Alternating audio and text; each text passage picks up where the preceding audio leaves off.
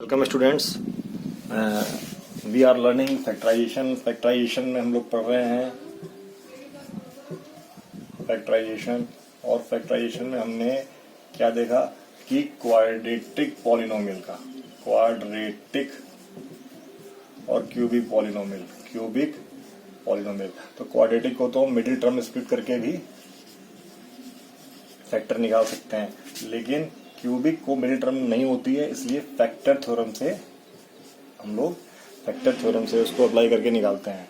और quadratic equation को भी क्या करते हैं हम लोग फैक्टर थ्योरम से निकाल सकते हैं, लेकिन फैक्टर थ्योरम थोड़ा लेंथी मेथड है, इसलिए मिडिल टर्म ज़्यादा यूज करते हैं।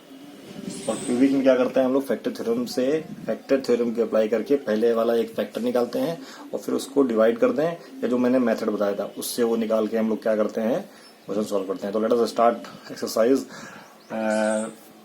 2.4 का 5th क्वेश्चन।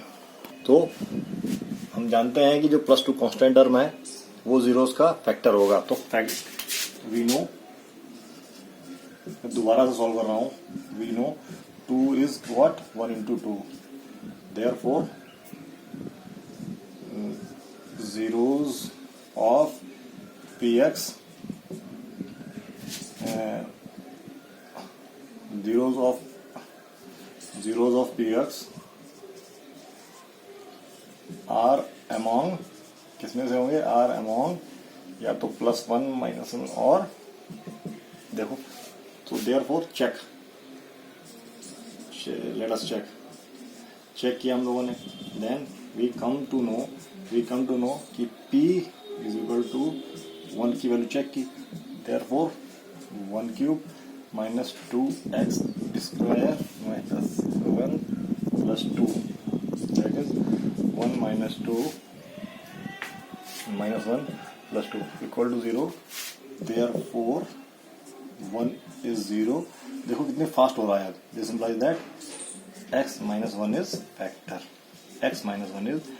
फैक्टर, देयरफॉर जो x क्यूब है -2x square -x + 2 can be written as, कैसे हम इसके फैक्टर के फॉर्म में लिख सकते हैं। तो क्योंकि ये 3 डिग्री है तो हम इसको 3 बार लिखेंगे, क्योंकि ये 3 डिग्री है हम 3 बार लिखेंगे। अच्छा, अब मैं क्या मल्टीप्लाई कर दूं कि x क्यूब आ जाए, तो मैं यहाँ पे x स्क्वायर की मल्टीप्लाई कर दूं। नीचे में रफ वर्क भी करता रहूंगा, रफ वर्क यहाँ करते रहते हैं। जब मैंने x स्क्वायर की मल्टीप्लाई की तो मुझे x क्यूब मिल गया और x स्क्वायर मिल गया, तो मुझे x स्क्वायर मिल गया। लिखने का तरीका मैंने लास्ट वीडियो में डिटेल में समझाया था, इतना डिटेल में हो सकता है कि मैं भी कंफ्यूज हो गया कि क्या बताना है। तो ये अब देखो ये फैक्टर आ गया, तो मैंने इसको 3 बार लिख लिया। अब मैं इसमें क्या मल्टीप्लाई करूं कि मुझे हाईएस्ट डिग्री टर्म मिल जाए, हाईएस्ट डिग्री कोफिशिएंट मिल जाए। तो क्या मिल गया, हाईएस्ट डिग्री टर्म मिल जाए, x क्यूब मिल गया, लेकिन साथ में मुझे -x स्क्वायर मिला है। तो इसको कंपनसेट करने के लिए, यहाँ तक मुझे ये मिल चुका है, इसको कंपनसेट करने के लिए मुझे -2x स्क्वायर चाहिए। मैं इसमें क्या करूं, तो मैं यहाँ पे -x का मल्टीप्लाई करूँ। तो जब मैं -x का मल्टीप्लाई करूंगा तो मुझे क्या मिलेगा, आप करके देख लो। जब -x का मल्टीप्लाई करूंगा तो मुझे मिलेगा -x स्क्वायर और प्लस का x, देखो प्लस का x। तो मुझे क्या मिल चुका है, मैं यहाँ पे ऐड भी करता चल सकता हूँ। ये ऐड कैसे, ये x क्यूब आ गई और ये आ गया। मैं यहाँ तक 2 टर्म मैंने निकाल लिया है, देखो 2 चीज मुझे मिल चुकी हैं। थर्ड में मैं यहाँ पे क्या मल्टीप्लाई करूँ कि जो x1 चल रहा है, x1, लेकिन मुझे क्या चाहिए, -x चाहिए। तो मैं यहाँ पे अगर -2 रख देता हूँ तो मुझे क्या मिलेगा, -2 + 2। अब मैं इसको ऐड करता हूँ तो क्या आ जाएगा मेरे पास, माइनस का x। इसका मतलब मुझे माइनस का x भी मिल चुका है, और क्योंकि ये फैक्टर है तो लास्ट वाला टर्म 2 अपने आप ही आ जाएगा, तो इसका मतलब मैं क्या लिख सकता हूँ, मैं लिख सकता हूँ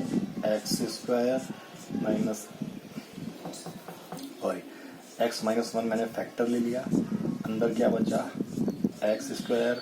मिडिल टर्म स्प्लिट में ही तो करते थे, 2 ही टर्म होती थी, तो हम क्या करते थे, एक बाहर ले लेते थे, दूसरा ऐसे लिख देते थे, और यहाँ पे ये आ जाएगा। अच्छा, अब हम यहाँ पर भी जानते हैं कि अगर मैं इसको इस मेथड से निकालूंगा तो काफ़ी लंबा हो जाएगा, इसको मैं अगर इस मेथड से निकालूंगा तो काफ़ी लंबा हो जाएगा। यहाँ पे मैं इसको क्या है मिडिल टर्म स्प्लिट से निकाल दूँ, यहाँ से मिडिल टर्म स्प्लिट से निकाल दूँ। तो मिडिल टर्म स्प्लिट से निकाल के मैं क्या करूँगा करके देख लेता हूँ। मैं इसको मिटाल रहा हूँ, मैं इसको मिटाल रहा हूँ। हाँ, तो और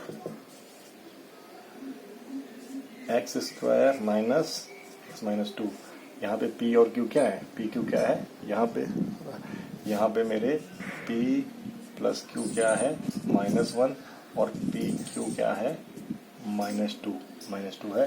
तो मैं इसको कैसे ब्रेक कर सकता हूँ कि पी और क्यू में से एक तो माइनस है, पी और क्यू में से एक माइनस है, तो मैं क्या ले सकता हूँ, मैं पी और दूसरी चीज़ पहले मैं इसको अगर प्लस में लिख लूँ, अगर आपको नहीं समझ में आता है तो मैं इसको ऐसे भी लिख सकता हूँ भाई।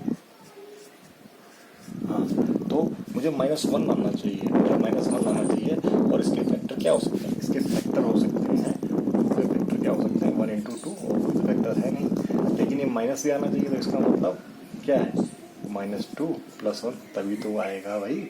तो मैंने क्या लिख लिया एक्स स्क्वायर -2 + 1 एक्स और -2। अच्छा, अब मैंने ब्रैकेट ओपन किया, जब मैंने ब्रैकेट ओपन किया तो मेरे पास क्या आ गया 2x + x -2, x कॉमन लिया तो क्या आ गया x -2 और 1 कॉमन लिया तो क्या आ गया x -2। इसका मतलब क्या फैक्टर हो गया x + 1 और x -2।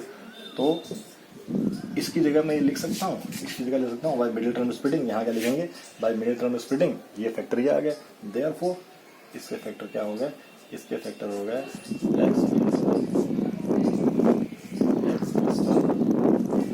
x -2। देखो ये क्वेश्चन हो गया, सॉल्व हो गया। Very important question, very important technique.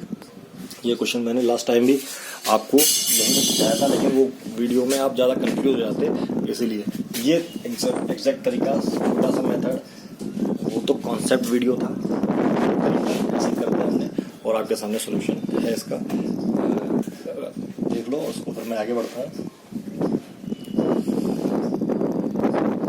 So this is the second part of question 5। और मैंने क्या बोला था, क्वाड्रेटिक पॉलिनोमियल तो मिडिल टर्म स्प्लिट से आसानी से हो जाता है, लेकिन क्यूबिक पॉलिनोमियल को आपको करने के लिए आपको फैक्टर ढूंढने पड़ेंगे। अब यहाँ पर 5 है, अगर आपको याद है तो अब तो फैक्टर रख लेंगे, लेकिन पहले क्वेश्चन में 2 था तो हमको पता था 2 के फैक्टर 1 और 2 होते हैं, लेकिन 5 के फैक्टर तो 5 है, तो आप क्या रखेंगे 1 रखेंगे, 2 रखेंगे, 3 रखेंगे। तो एक क्लू है कि जो 0 होगा वो 5 का क्या होगा, 5 का मल्टीपल होगा। तो क्या लिखेंगे हियर, जो कांस्टेंट टर्म है वो क्या है -5 है। तो क्या हो जाएगा zeros, therefore zeros are among factor of 5।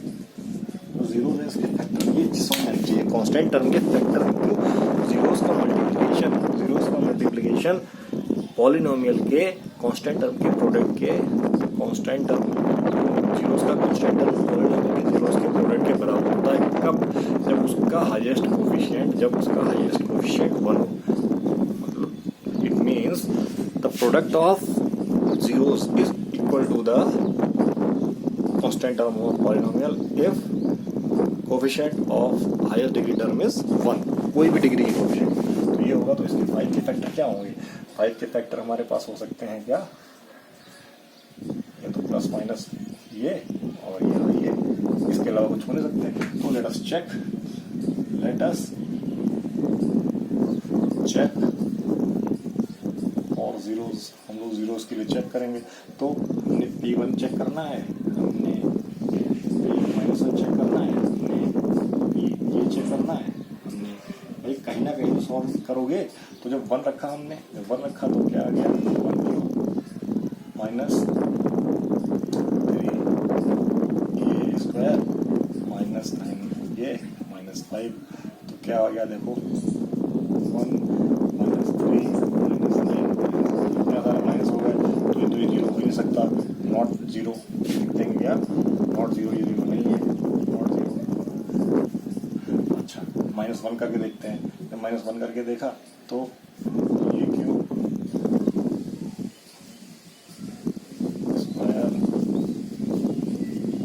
-5, अब देखो ये क्या हो गया -1, ये क्या हो गया, ये क्या हो गया 9, ये क्या हो गया, ये तो मुझे लग रहा है 0 आ गया, therefore ये 0 हो गया,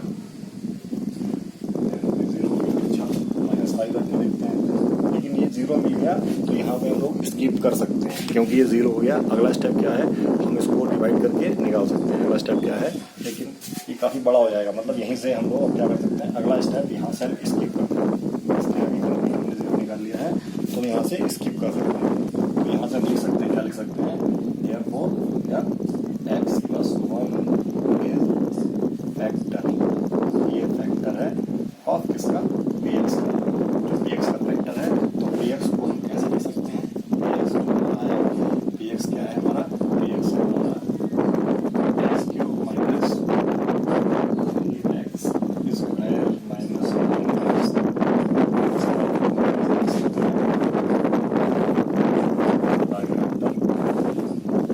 1 इंटू ब्रैकेट में कुछ क्वाड्रेटिक पॉलिनोमियल आएगा, और या हम इसको ऐसे लिख सकते हैं x + 1 को 3 बार लिखें, x + 1 को 3 बार लिखें और इसको फैक्टर निकालें। अब मतलब आगे -5 की वैल्यू निकालने का कोई मतलब नहीं रहा क्योंकि एक फैक्टर मिल गया है। आप निकाल के देख सकते हैं कि हो सकता है -5 पे 0 आ जाए और +5 पे 0 आ जाए। तो -5 पे 0 आ गया तो x + 5 भी फैक्टर हो जाएगा, x - 5 भी फैक्टर हो जाएगा। तो आपको ये करने की जरूरत नहीं पड़ेगी, लेकिन वो लेंदियर प्रोसेस है, तो हम इसको ऐसे लिखेंगे।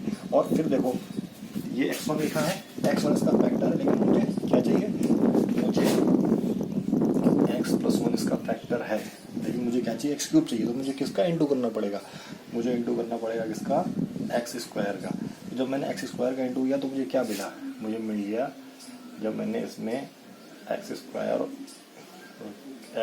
का इसमें इंटू किया तो मुझे क्या मिला, मुझे मिला x³ + 1। देखो x³ + 1 मिल गया, लेकिन मुझे तो -3x² चाहिए, सॉरी x² क्या मिल गया, x³ मिल गया, लेकिन मुझे तो यहाँ पे -3x² चाहिए, लेकिन मुझे तो यहाँ पे x² मिल गया है।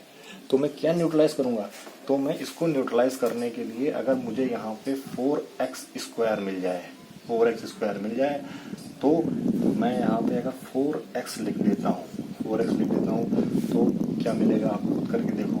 अगर मैं यहाँ 4x लिख देता हूँ, अगर मैं यहाँ पे 4x लिख देता हूँ तो मुझे क्या मिलेगा, मुझे मिलेगा -4x² और -4x। तो देखो मुझे -4x भी मिल चुका है, मुझे ये भी मिल गया। ये अगर मैं यहाँ जोड़ता भी रहता हूँ, इसको यहाँ जोड़ता भी रहता हूँ, x³ अच्छा -3x² -3x² मिल गया, लेकिन मुझे यहाँ पे -4x मिल चुका है, लेकिन मुझे चाहिए इसका -5x, मुझे चाहिए -5x। तो इसका मतलब अगर मैं यहाँ पे -5 का मल्टीप्लाई कर देता हूँ, किसमें, x + 1 में -5 का मल्टीप्लाई कर देता हूँ तो मुझे क्या मिलेगा, 5x। तो ये क्या हो जाएगा, 9x। तो 5 का मल्टीप्लाई करने से मुझे 9x मिल गया, और ऑटोमेटिकली हम सही जा रहे हैं तो -5 जो कि अपने आप ही मिल जाएगा, वो सही हो गया, -5 अपने आप ही मिल जाएगा। तो क्या फैक्टर हो गया हमारे पास फैक्टर क्या हो गया, हमारे पास फैक्टर हो गया x + 1 फैक्टर था, दूसरा क्या हो गया, x² -4x -5। और इसको हम मिनट में स्प्लिट करके निकाल लेंगे, ऊपर ये तो हो गया नॉट 0 था, यहाँ पे नॉट 0 ये लिखा था, नॉट 0 यहाँ लिख देते हैं।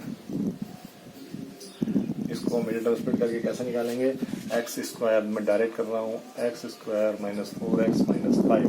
तो मुझे पता है इन दोनों का सम क्या होना चाहिए, इन दोनों का प्रोडक्ट -5 होना चाहिए। तो मैं डायरेक्ट इसको अब ऐसे करके निकाल रहा हूँ, कैसे, -4 -1x, ठीक,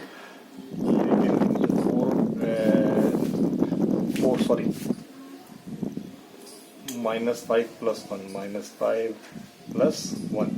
तो जब मैं इसको तो क्या आ जाएगा, x² - 5x + x - 5। मैं यहाँ से x कॉमन लूँगा तो क्या बनेगा, उसका x - 5। तो क्या आ गया मेरे पास, x + 1 और x - 5। तो मैं इसको कैसे लिख सकता हूँ, यहाँ से मिडिल टर्म स्प्लिटिंग, इसको मैंने मिडिल टर्म ये स्टेप करके यहाँ लिखेंगे और उसके बाद लिख देंगे क्या लिख देंगे, x + 1 और x - 1। ये हुआ, देखो आप। तो अब देखो हमारी स्पीड आ रही है। पहले कॉन्सेप्ट में हमने लंबा से सीखा, फर्स्ट क्वेश्चन थोड़ा टाइम लिया, तो सेकंड क्वेश्चन कितने जल्दी किया। अब ये हमको यहाँ पता हो गया था, एक तरीका है कि आप इसको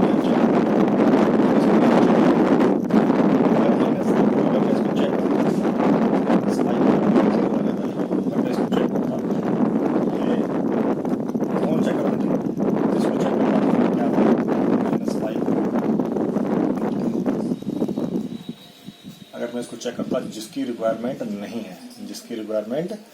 है, लेकिन फिर भी एक बार चेक करते हैं आप लोगों के लिए। 125 + 15 +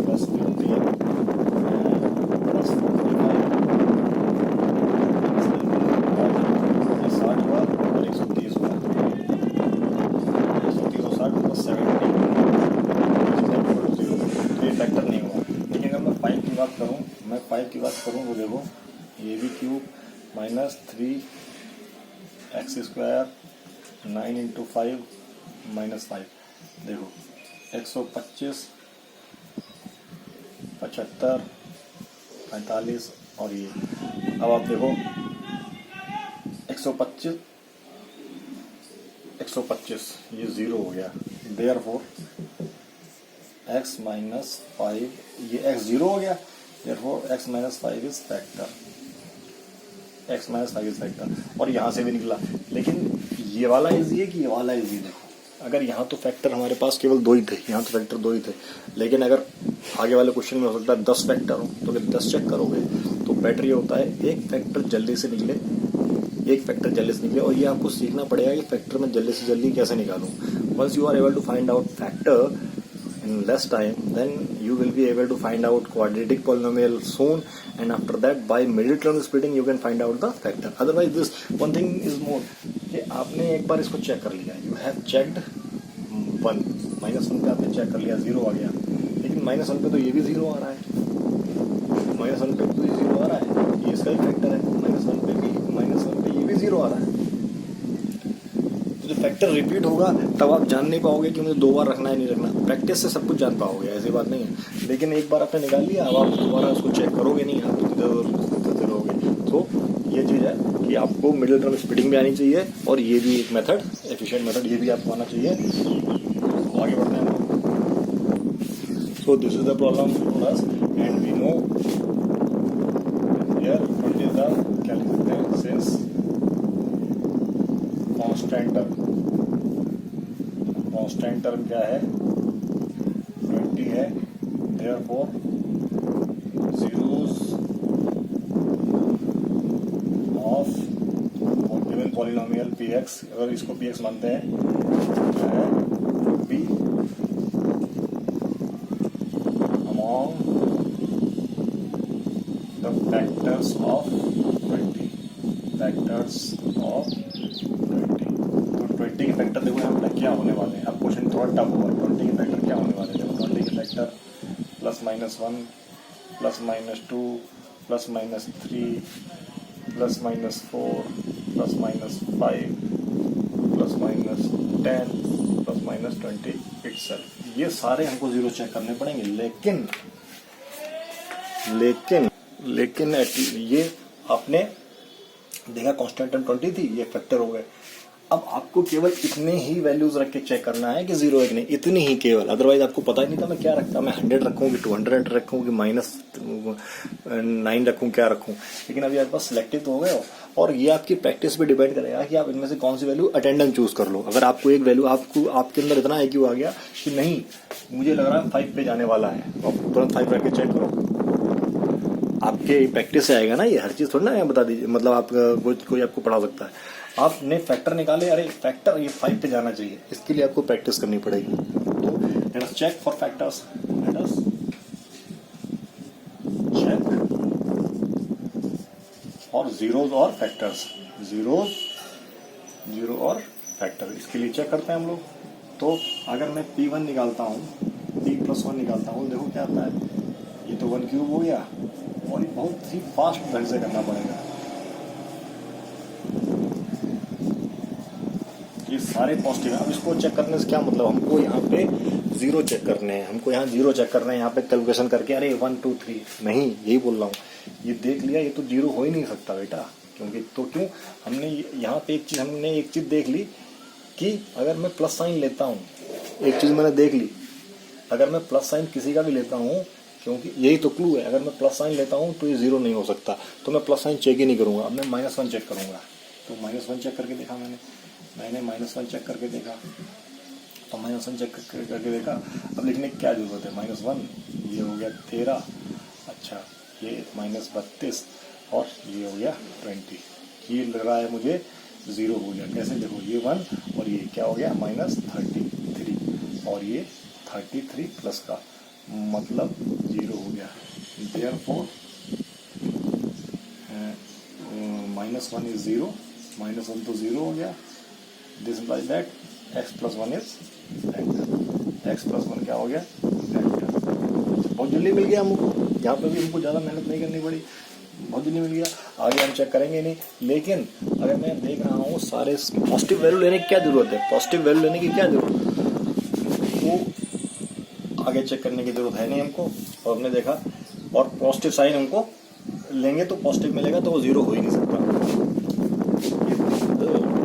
सब्जी बेचने वाले रिदम तोड़ देते हैं, कोई बात नहीं, आगे बढ़ते हैं। -1 क्या हो गया, फैक्टर, -1 क्या हो गया, -1 जीरो हो गया, x+1 फैक्टर हो गया। आगे चेक करने की नॉट रिक्वायर्ड, क्या आपको पता है, देयरफॉर x³ देयरफॉर क्या है, therefore x³ plus 13x² plus 32x plus 20 can be written as, कैसे, मैं इसको x+1 लिखूंगा और यहाँ पे मैं कुछ और लिख सकता हूँ। क्या लिख सकता हूँ, देखो मैं इसको 3 बार लिखूंगा, क्योंकि क्यूबिक पॉलिनोमियल है, तो मैं 3 बार फैक्टर इसको ले सकता हूँ। अब देखो, और स्पीड बढ़ रही है हम लोगों की, धीरे धीरे स्पीड बढ़ रही है। हम लोग सोचते हैं एक ही बार में हम शाहरुख खान के वो पीछे छोड़ दें, एक्टिंग करें ऐसी, एक बार में शाहरुख खान पीछे हो जाए, है, इट इज़ नॉट पॉसिबल। तो x+1 को हमने फैक्टर लिखा, तो मुझे क्या मल्टीप्लाई करना पड़ेगा, x+1 में मुझे मल्टीप्लाई करना पड़ेगा क्या, x², तभी तो मुझे x³ प्लस x मिलेगा। मैंने x² का मल्टीप्लाई कर दिया, ठीक है। अच्छा, अब मैं दोबारा यहाँ पे x+1 लिखूँ, मुझे क्या मल्टीप्लाई करना पड़ेगा कि मुझे 13x मिल जाए, जबकि मेरे पास एक x आ चुका है। तो जाहिर सी बात है, मैं 12x का मल्टीप्लाई करूँ तो मुझे यहाँ क्या मिलेगा, 12x का मल्टीप्लाई करूँ तो मुझे क्या मिलेगा, यहाँ पे 12x² और साथ में की फॉर्म में 12x मिल जाएगा, की फॉर्म में 12x मिल जाएगा। अच्छा, 12x मिल जाएगा, तो मुझे यहाँ 12x लिखना पड़ेगा। 12x मिल गया, स्क्वायर मिल गया, और साथ में 12x भी मिल गया, 12x मिल गया। लेकिन यहाँ तो 32x है, यहाँ तो 32x है, यहाँ तो 32x है, तो मुझे 12x को नहीं चाहिए, मुझे तो 32x लेके आना है। तो मैं यहाँ पे 20 का और मल्टीप्लाई करूँगा, तो मैं 20 का और मल्टीप्लाई करूँगा, क्या आ जाएगा, मेरे पास आ जाएगा 20x प्लस 20। तो जब मैंने 20 का मल्टीप्लाई किया तो 20x तो मिला, जो 32 बना दिया, और 20 अपने आप आ गया। तो फैक्टर क्या हो गया मेरे पास, मैंने x+1 जब कॉमन लिया तो फैक्टर में क्या बचा, x² प्लस 12x प्लस 20, और इसको मैं मिलेगा, मैं फिर से जब करूँगा, अब मैं इसको बाहर नहीं, यहीं पे करूँगा। अब आपको भी यहीं पे सीखना पड़ेगा, कैसे, देखो जब मैंने इसको तो x+1 कर लिया, ओके, ये कैसे, मुझे 12 चाहिए, 12, तो मैं 20 को कैसे ब्रेक कर सकता हूँ, देखो अब तो लोग स्पीड में आ रहे हैं, 20 को मैं ब्रेक कर सकता हूँ कैसे, देखो क्योंकि ये तो 1 है, इसका मल्टीप्लिकेशन तो 20 हो गया और एडिशन क्या हो गया 12, तो x² प्लस 10, ये डायरेक्ट लिख देता हूँ मैं, चाहे सब प्लस में है,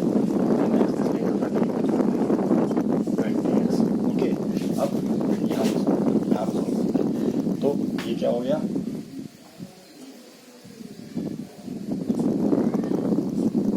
x प्लस 1, तो लिखा जाएगा क्या बचेगा मेरे पास, जब मैंने कॉमन लिया, क्या कॉमन लिया, x कॉमन लिया तो x प्लस 10, और क्या कॉमन लिया, 2 कॉमन लिया तो x प्लस 10। क्या फैक्टर आ गया मेरे पास अंदर से फैक्टर आ गया x प्लस 2, x प्लस 10 और x plus 1, x plus 1, x plus 1। तो x प्लस 1 ये मेरे पास फैक्टर आ गया है, मेरे पास फैक्टर आ गया है, तो मैं यहाँ लिख देता हूँ, ये क्या आ गए हैं, x प्लस 2 और x प्लस 20। तो देखो ये फैक्टर आए हैं, लेकिन अगर मैं इसको बारी बारी से चेक करता, और ये सारे देखो फैक्टर सारे जीरो, सारे माइनस में ही आए हैं, तो हमने एक बार निगलेक्ट तो कर दिया था, अगर कंडीशन आ जाती करने की तो माइनस का चेक करते। लेकिन 20 तक आते आते 20 फैक्टर है, 20 तक आते आते आपको -1, -2, -3, -4, -5, -10 और माइनस ये आपको ये भी चेक करना पड़ता, 10 आई है, गलती हो गई, 10 गलती हो जाती है, और 10 हो जाता है। तो देखो ये फैक्टर लेके कितना इजी हो जाता है। अगर हमको फैक्टर, हम लोग कांस्टेंट टर्म को कंसीडर करें तो हमको पता चल जाता है एक्चुअल हमें कौन सी वैल्यूज चेक करनी है, और धीरे धीरे प्रैक्टिस करने से आपको आइडिया हो जाएगा कौन सा फैक्टर है। जैसे हमने यहाँ पे क्या है, पॉजिटिव वैल्यूज, जैसे हमें पॉलिनोमियल दे रखा था तो हमें आइडिया हुआ। ये आइडिया कब होगा, प्रैक्टिस करोगे कि मुझे पॉजिटिव वैल्यू चेक नहीं करनी है, मुझे नेगेटिव वैल्यू चेक करनी है, I have to check only negative values, तो मैं निगलेक्ट कर दूंगा सारी positive values. So let us move to question number 4th part of 5th. Now this is the 4th part of question number 5th, factorization, और इसमें coefficient भाई cube का 1 नहीं है, लेकिन फिर भी हम करके देखते हैं। हम क्या कांस्टेंट टर्म क्या ले रहे हैं, यहाँ भी कांस्टेंट टर्म क्या ले रहे हैं, कांस्टेंट टर्म हमारे पास है क्या, कांस्टेंट टर्म हमारे पास 1, तो इसके क्या फैक्टर होंगे, इसके फैक्टर होंगे हमारे पास ±1, तो या तो +1 फैक्टर होगा या -1 फैक्टर होगा, करके देखते हैं। Check for factor, check for 0, check for, अगर जीरोस के लिए चेक करेंगे तो जो हमने +1 रखा तो क्या, क्यूब प्लस स्क्वायर -1 का स्क्वायर -1, तो देखो क्या हो गया, बेसिकली ये 0 आ गया, देयरफॉर क्या हो जाएगा, x प्लस 1 मतलब y sorry, therefore y is equal to 1 is 0, ये 0 है तो y -1 इज फैक्टर, ये एक फैक्टर हो गया, एक फैक्टर हो गया।